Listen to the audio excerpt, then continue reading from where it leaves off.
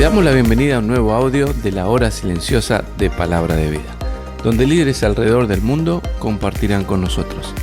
El día de hoy escuchamos a... Hola, ¿cómo estás? Te saluda Rodrigo Guave, misionero de Palabra de Vida El Salvador. Y en esta oportunidad te pido que puedas acompañarme a estudiar Lucas capítulo 4, versículo del 31 al 44. Y dice así la palabra de Dios. Descendió Jesús a Capernaum, ciudad de Galilea, y les enseñaba en los días de reposo. Y se admiraban de su doctrina porque su palabra era con autoridad.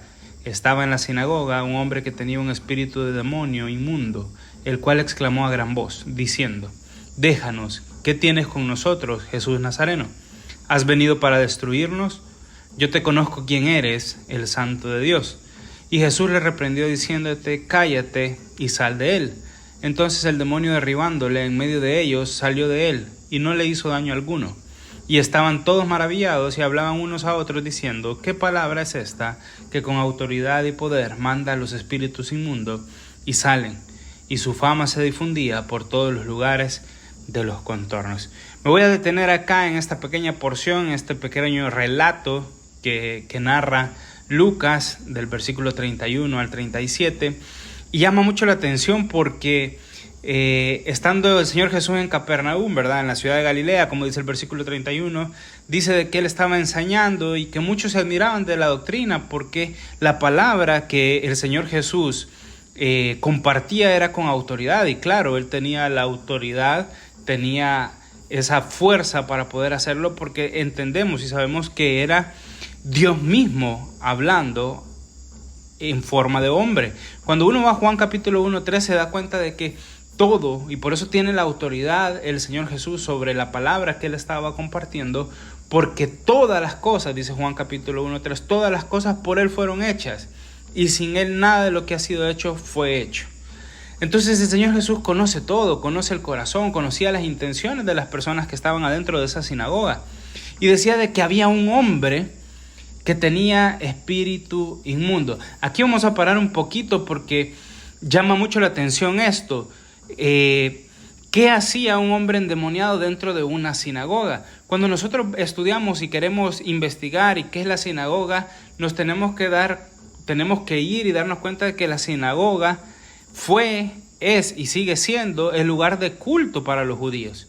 Sin embargo, lo que tenemos que entender es que entonces estábamos en una esfera religiosa donde sí era un lugar de culto, pero también era un lugar de enseñanza, ¿sí? Donde había un conocimiento de el Señor Jesús. Bueno, no del Señor Jesús, del mismo Dios. Y ¿sabes? Y llama la atención. ¿Por qué dentro de un espacio religioso había una persona endemoniada? ¿Sabes? El mismo Pablo en su ministerio lo vamos a ver compartiendo el evangelio, ¿dónde? En las sinagogas, ¿sí? Jóvenes, el hecho que una persona asista a una iglesia, que una persona se congregue en una iglesia, no nos da a nosotros la certeza plena de que esa persona conoce de Cristo. Y quizás es la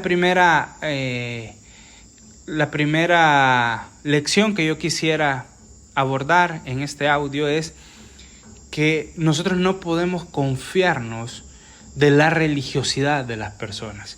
Nuestra labor es ir y predicar el evangelio. El Señor Jesús lo entendía muy bien y por eso el Señor Jesús entendía que él tenía que predicar dentro de esos lugares y así lo hacía.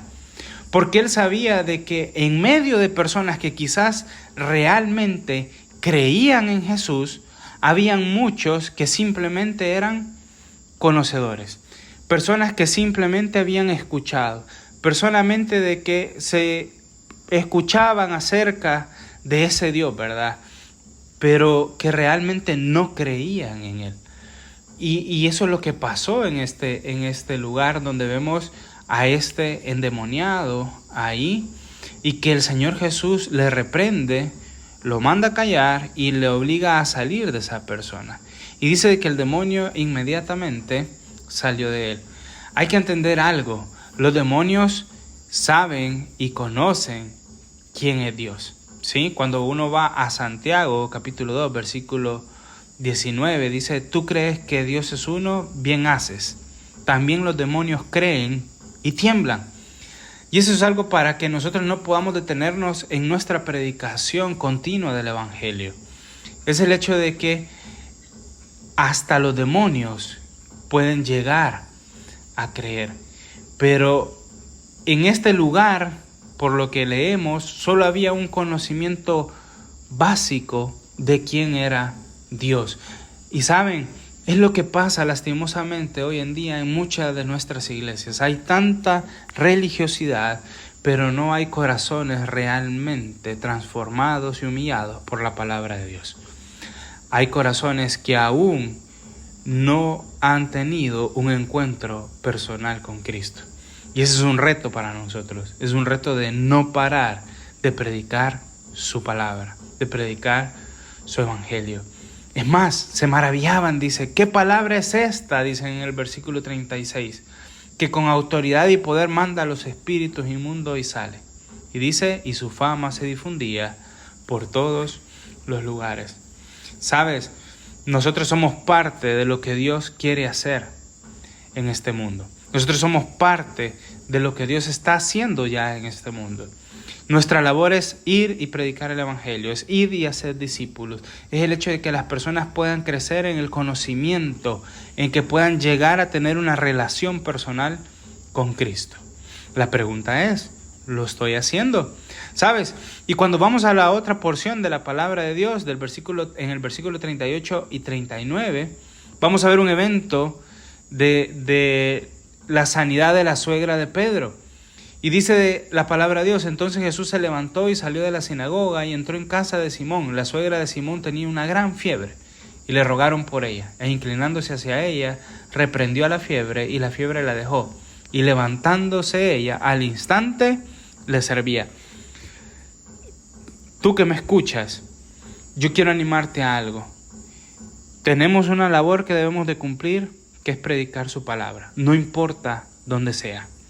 Incluso dentro de nuestras iglesias hay personas que quizás no han tenido un encuentro personal con Cristo y necesitan conocerle a Él y tener una relación personal con Él. Pero número 2, esta porción de la sanidad de la suegra de Pedro a mí me reta. Y es el hecho de que en agradecimiento la suegra de Pedro dice, al instante que ella fue sanada, ella se levantó y dice, le servía. ¿Cuántos de nosotros hemos visto las maravillas que Dios puede hacer a través de la persona de Cristo en nuestras vidas, pero nos quedamos quietos?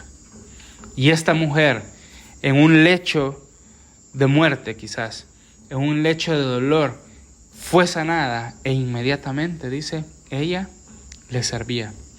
Quizás su cuerpo estaba débil por la enfermedad en ese momento, quizás no estaba completamente fuerte, ¿verdad? Cuando uno pasa un proceso de enfermedad grave, no es que tiene la misma energía, pero el relato dice de que ella al instante le servía. Y qué gran reto es para nosotros, jóvenes, un reto de continuar predicando su palabra, no importando dónde estemos, que podamos manifestar el poder y la autoridad de la palabra de Dios, que transforma vidas, que las transformó en el tiempo de Cristo y que lo sigue transformando hasta el día de hoy y lo seguirá haciendo.